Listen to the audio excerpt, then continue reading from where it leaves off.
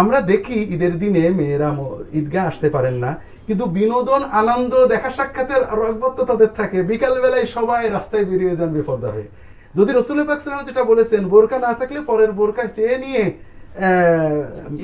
ঈদে আসবে, তাহলে অন্তত বোরকা পরে ঈদের মাঠে এসে নামাজ, দোয়া, স্পিরিচুয়াল, বায়োলজিক্যাল, সোশ্যাল আনন্দ করলে বিকেল বেলায় বেপরদা হওয়ার প্রবণতা কমে যেত এবং আসার সুযোগ পেত না অনেক ক্ষেত্রে। দ্বিতীয় যেটা, যে খেলাধুলো, আমরা দুঃখের সাথে লক্ষ্য করি যে আমাদের দেশে যে খেলাধুলোগুলো ছিল আগে, শারীরিক খেলাধুলো, এটা প্রায় উঠে গেছে বর্তমানে ভিডিও গেম, মোবাইল ইত্যাদির কারণে।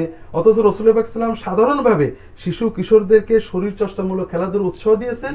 বিশেষ করে ঈদের দিনে মসজিদে নববীর ভিতরে খেলার সুযোগ দিয়েছেন এবং হযরত আয়েশাকে বলেছেন তার স্ত্রী খেলা দেখতে চাও, অর্থাৎ স্ত্রীকে খেলা দেখাতে নিয়ে গেছেন, সুযোগ দিয়েছেন বিনোদন।